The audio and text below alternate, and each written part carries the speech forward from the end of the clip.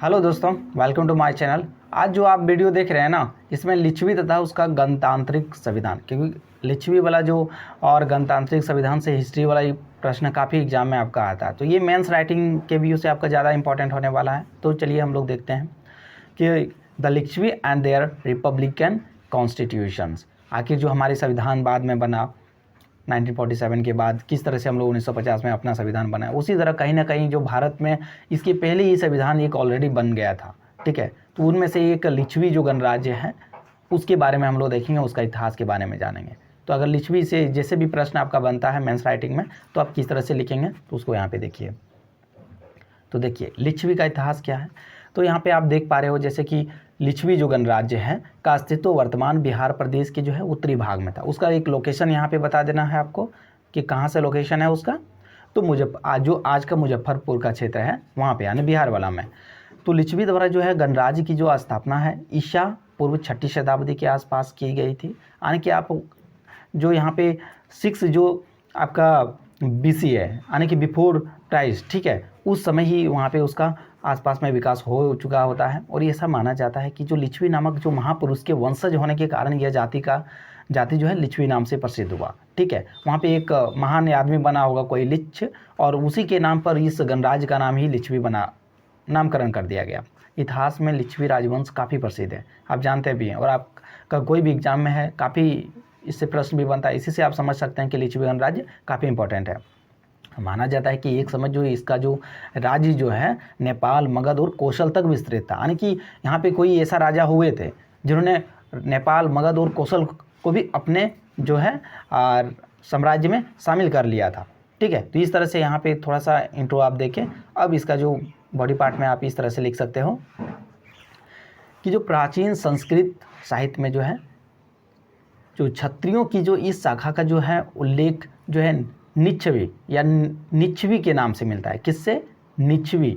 ठीक है, तो पहले तो आप देख रहे हो कि निच्छवी नाम से मिल रहा है, और यहाँ पे जो आप चीज़ें आपको देखने को मिलेगा ना, जिसका पाली रूप में अगर पाली भाषा में अगर उसका हम लोग नामकरण करें तो उसको हम लोग लिच्छवी कहते हैं। यानी कि नी को कहीं ना पाली भाषा में ली पढ़ा जाता है। ठीक है, तो मनुस्मृति के अनुसार अगर देखा जाए, यानी कि हिस्ट्री का विभिन्न, यानी कि यहाँ पे प्राचीन संस्कृत साहित्य में आखिर क्या लिच्छवी गणराज्य के बारे में उसके बारे में बताया गया है। तो पाली में आप देख रहे हैं कि लिच्छवी नाम से है।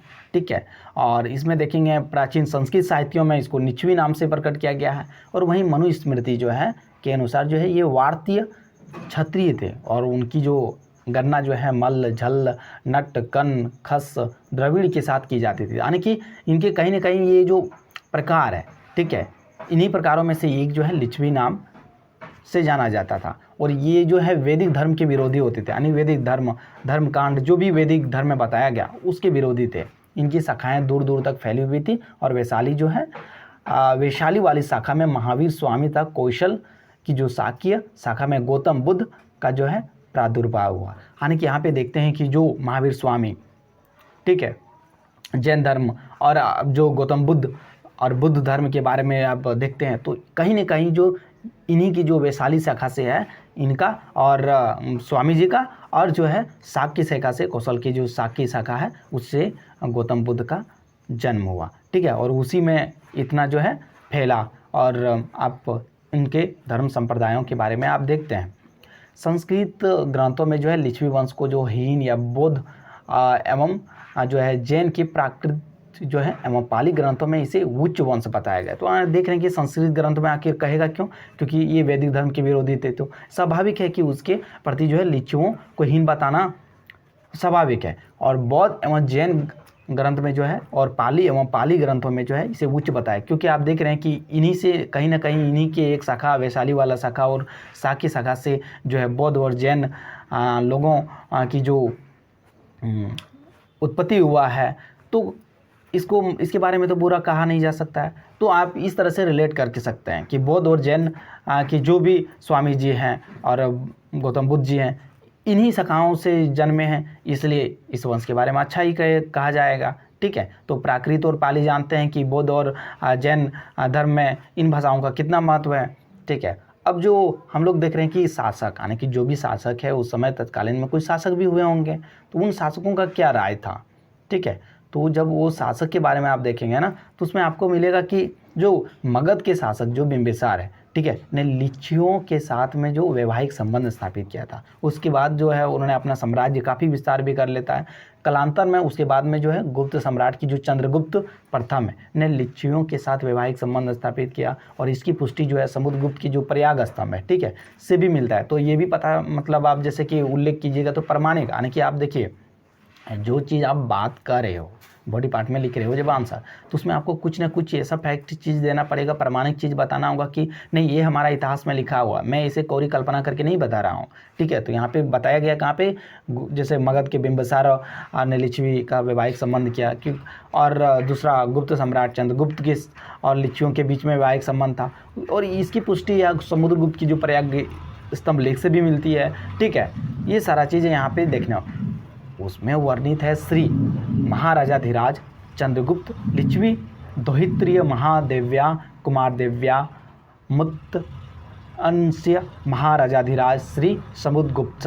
तो ये संस्कृत वर्ड है, हालांकि इसको आपको नहीं भी लिखने से चल जाएगा, लेकिन वो जो चीज़ें यहाँ पे मैंने बताया ऊपर में, वो सारा चीज़ें आपको लिखना आवश्यक है, ठीक है। अब जो लिच्छियों का जो उत्थान कैसे हुआ उसके बारे में भी आप जान लीजिए। लिच्छियों के बारे में आप तो बॉडी पार्ट में कुछ लिखे, उसके बाद आखिर उत्थान कैसे हुआ, तो लगभग जो 6ठी शताब्दी ईसा पूर्व में है, तो उस समय वहाँ पे जो है लिच्छियों ने वर्तमान बिहार के जो उत्तरी भाग में अपनी शक्ति स्थापित कर ली थी, और यद्यपि उनका जो राज्य वज्जी गणराज्य के अंतर्गत ही आता था, परंतु लिच्छियों ने अपना एक स्वतंत्र अस्तित्व कायम कर लिया था और अपनी राजधानी वैशाली को बनाया था, ठीक है।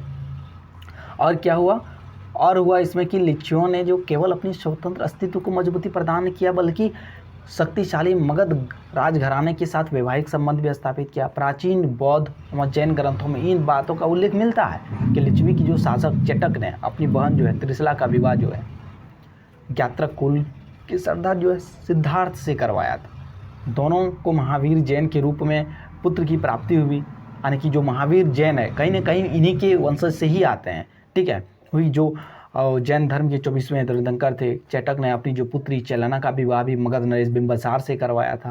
यानी कि यहाँ पे आप थोड़ा सा और भी बता दें कि इस तरह से उत्कर्ष हुआ, उन्होंने वैवाहिक संबंध के द्वारा एक दूसरे से मतलब समझौता भी किया और अपना साम्राज्य का भी विस्तार किया, ठीक है। और देखेंगे कि अगर मगध जो है लिच्छवी संघर्ष, लिच्छियों का पतन, आखिर बाद में आप देखते हैं कि लिच्छियों का पतन हो गया, तो लिच्छियों का पतन कैसे हो गया, तो इसका लिच्छियों का पतन के पीछे मगध और लिच्छवी जो है गणराज्य के बीच में एक संघर्ष, लंबी संघर्ष रहा, इसके कारण प्रमुख कारण बनाया जाता है। तो इसका संघर्ष जो है, तो इस तरह से आप यहाँ पे देख सकते हो कि लिच्छियों के पतन का एक जो प्रमुख कारण जो है वो आपको कहीं ना कहीं मिलेगा आपको मगध साम्राज्य से उनका संघर्ष था, ठीक है। बिंबिसार का यद्यपि जो है लिच्छियों के साथ वैवाहिक संबंध था, परंतु जो उसके शासनकाल में भी दोनों के बीच संघर्ष व्याप्त रहता है, जारी रहता है। बिंबिसार की जो उत्तराधिकारी है अजातशत्रु, आप जानते हैं अजातशत्रु कितने मतलब साम्राज्य विस्तारवादी थे। शासनकाल में जो है मगध और लिच्छियों के बीच में जो एक लंबा संघर्ष चला, कालांतर में जो है वज्जी एक जो है गणराज्य के रूप में संगठित हुआ और सामूहिक तरीके से मगध के विरोध में मोर्चा खोला, ठीक है। यानी वज्जी जो गणराज्य है वो एक समूह के रूप में जितने भी छोटे छोटे वहाँ पे थे, ठीक है, राजा महाराजा, उनको मिला कि एक संगठित रूप में उन्होंने जो है मगध से के विरोध में लड़ने का मोर्चा लिया। परंतु जो शक्तिशाली होते जो मगध साम्राज्य के सामने उससे अंततः पराजय का सामना करना पड़ा, लेकिन फिर भी उन्होंने जीत नहीं पाया मगध से और मगध के सामने अपना पराजय स्वीकार कर लिया, ठीक है। अब जो लिच्छवी मगध संघर्ष के कई सारे कारण बताए गए हैं। आखिर यहाँ पे हम लोगों ने देखा कि उसका पतन का मुख्य कारण था उनके बीच संघर्ष मगध और लिच्छवी। आखिर उसका कारण क्या है, तो पहला कारण तो देखिए कि जो बताया जाता है वो है कि अजातशत्रु ने अपने पिता की हत्या कर मगध का सिंहासन पर अधिकार कर लिया। आप जानते हैं अजातशत्रु ने अपने पिता की हत्या किया था और उसका सिंहासन पर बैठ गया था।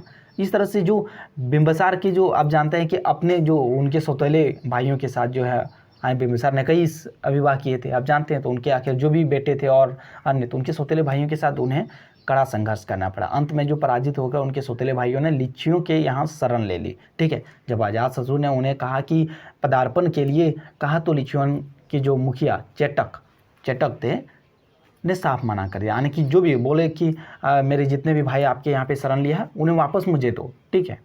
तो इसी बात को बदला लेने के लिए जो अजातशत्रु ने लिच्छियों पर आक्रमण किया, और येसे में जो है कई छोटे छोटे कारणों के अतिरिक्त इस तरह का और भी कई कारण लगातार में होते गए। अब जानते कोई महाराजा अगर कुछ बोले और उसके बाद अगर नहीं माना जाए तो उसको चोट पहुँचेगा, और इस तरह से दुख होके वो मतलब उसे बदला लेने के लिए उतारे हो गए।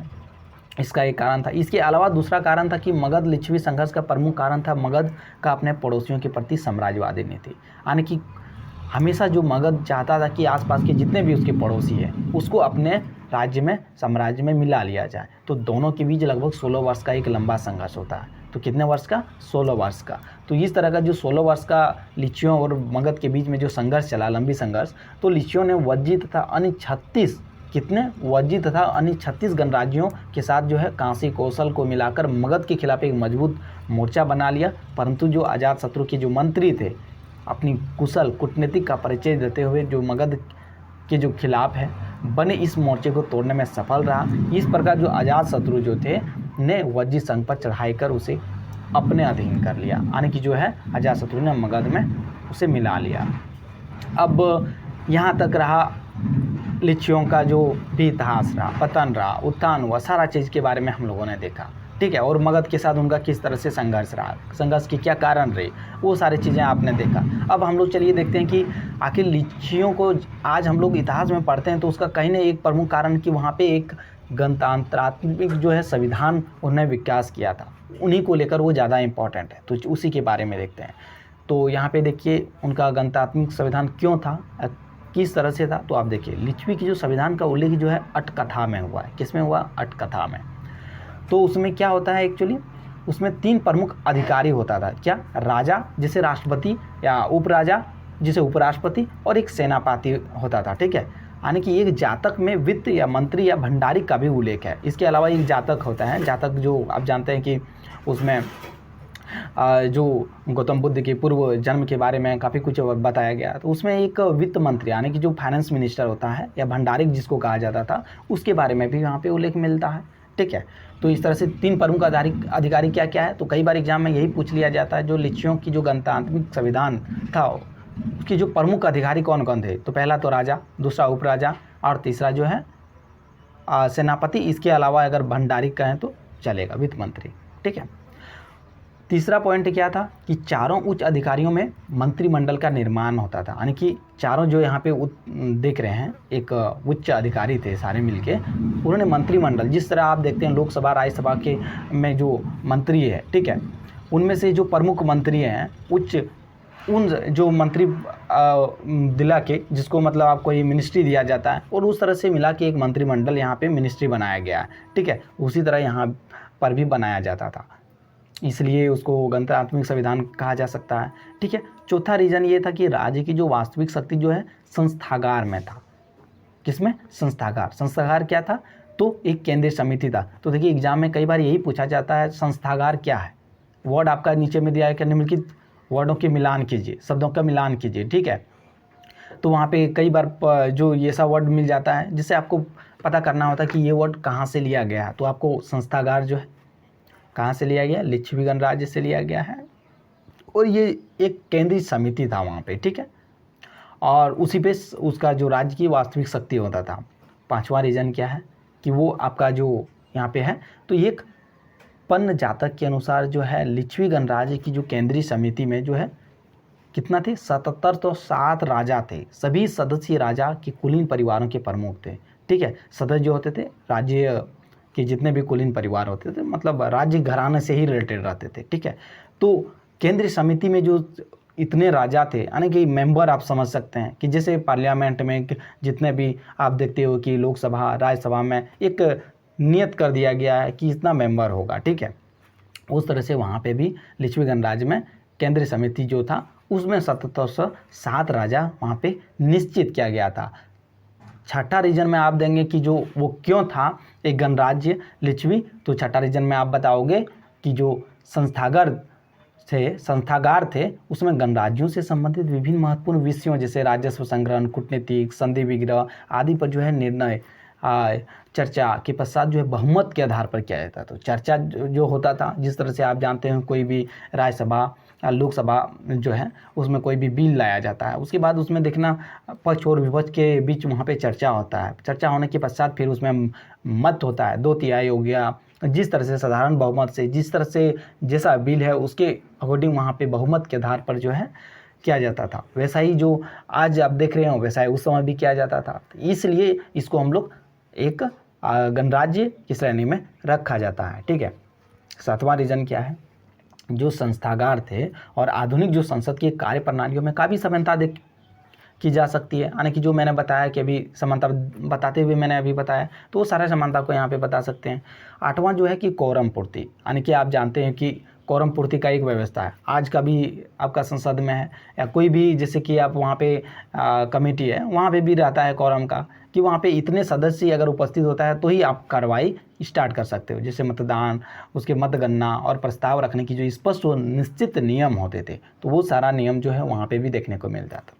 9वां पॉइंट में आप विदेश मामलों की जो देख रेख के लिए जो 9 सदस्यीय समिति तथा न्यायिक प्रशासन के लिए 8 सदस्यों की परिषद द्वारा संचालन होता था। यानी कि वहाँ पे समितियों का अभी काफ़ी ज़्यादा था, चाहे वो आप विदेश मामले के लिए हो या न्यायिक मामले के लिए हो। ठीक है, और 10वां जो आप देखेंगे उसमें जो है न्यायालय के निर्णय का जो है नियमित रिकॉर्ड रखा जाता था। जैसे आप जानते हैं कि वहाँ पे हाई कोर्ट हो गया, सुप्रीम कोर्ट हो गया, सुप्रीम कोर्ट जो भी कोई भी मतलब निर्णय देते हैं, ठीक है, तो वो निर्णय को एक रिकॉर्ड की तरह रखा जाता है। उसके बाद अगर उसी तरह का कोई भी अगर केस आता है तो हाई कोर्ट के पास, तो हाई कोर्ट उसी को रेफरेंस लेके वहाँ पे उस तरह की जो है प्रावधान वहाँ पे बता देते हैं, उसी तरह से का फैसला लगा देते हैं। ठीक है, तो वैसा जो है न्यायालय का निर्णय उस समय भी रिकॉर्ड में रखा जाता था, जो आज भी रखा जाता है। तो आज हम लोग जानते हैं कि हम लोग रिपब्लिक हैं, तो उस समय भी रिपब्लिक इसको माना जा सकता है।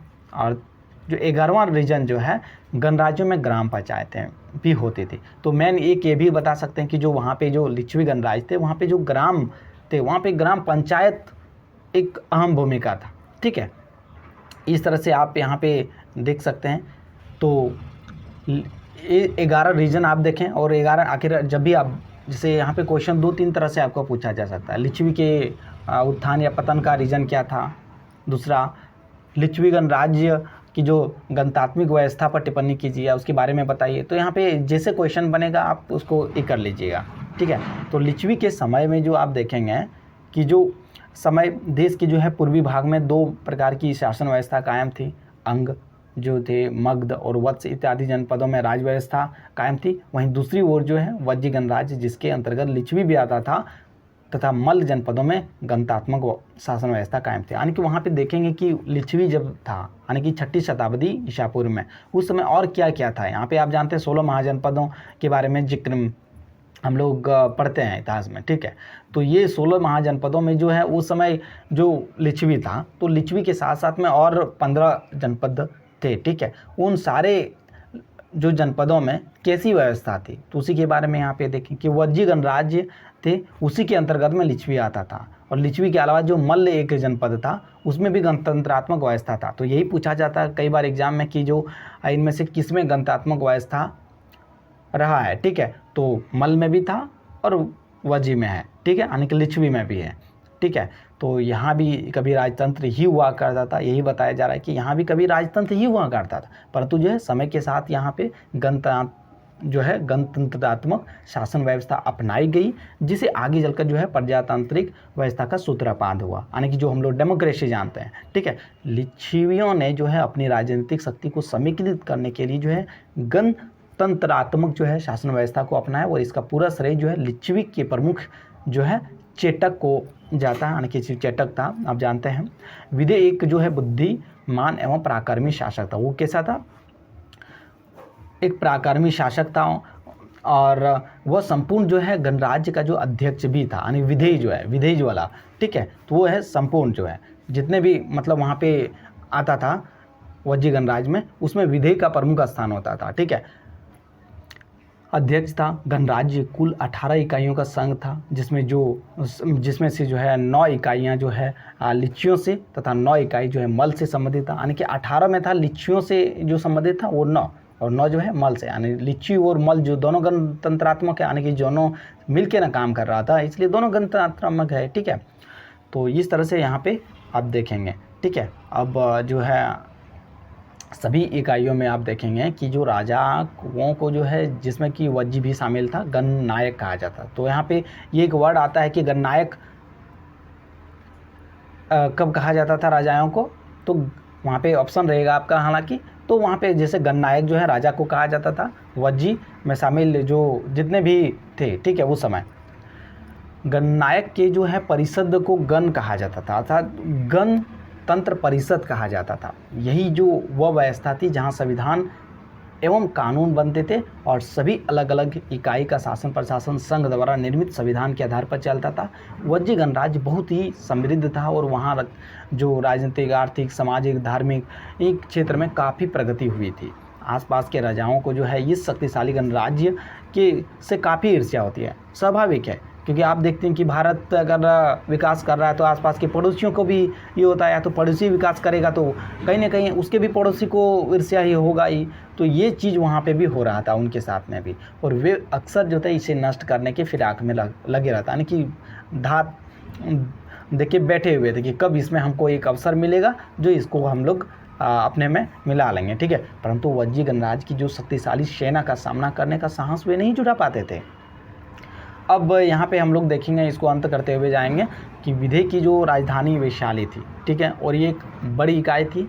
वैशाली जो था वो 3 भागों में विभाजित था। प्रथम भाग 7000 घरों वाला स्वर्ण गुंबद का क्षेत्र था। द्वितीय भाग जो था 14000 जो है घरों वाला जो है रजत गुंबद का क्षेत्र था, और तृतीय भाग जो था 21000 घरों वाला ताम्र गुंबद। तो यहाँ पे एक ताम्र गुंबद, रजत गुंबद और एक स्वर्ण गुंबद, ठीक है। इन जो है विविध क्षेत्रों में जो क्रमशः देखेंगे उच्च, मध्य और निम्न वर्ग रहते थे। यानी कि आप देखेंगे स्वर्ण गुंबद जो था, यानी कि सोना वाला में, वहाँ पे कौन रहेगा, आखिर सोना ज़्यादा महंगा है ना, तो उच्च वाला रहेगा। उसके बाद जो आप देखते हैं कि रजत यानी कि चांदी वाला, तो वो चांदी वाला है, थोड़ा सा सस्ता है, तो यानी कि मध्यम वर्ग के लगेंगे थोड़ा सा, और उससे थोड़ा सा मीडियम वाला, और उससे जो सबसे निम्न वर्ग का है यानी कि वो उसके बाद तांबा ही रह सकता है, तो ताम्र गुंबद कहा जाता था, ठीक है।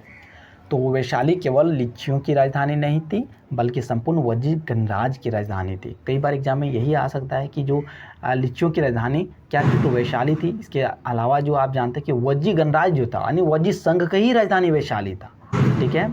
इस शहर को जो है 4 दीवारों की प्राचीर से घेरा गया था, यानी कि जो सुरक्षा, आखिर देख रहे हैं उसके पड़ोसी उस पर हमेशा धात लगाए बैठा था।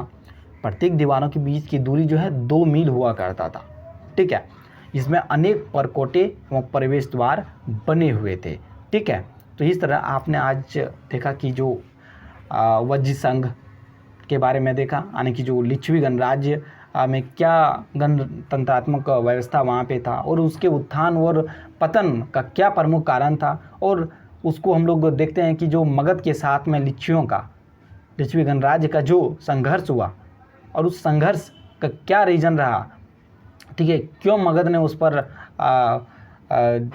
आक्रमण किया और उसको पतन के लिए गर्त में डाल दिया, तो इसके बारे में सारा कुछ देखा। आई होप इस वीडियो से आपको काफ़ी इंपॉर्टेंट चीज़ क्लियर हुआ होगा। मिलता है नेक्स्ट वीडियो में। अभी तक वीडियो देख रहे हो, लाइक नहीं किया हो तो लाइक कर दीजिएगा और चैनल को भी सब्सक्राइब कर लीजिएगा। Thank you.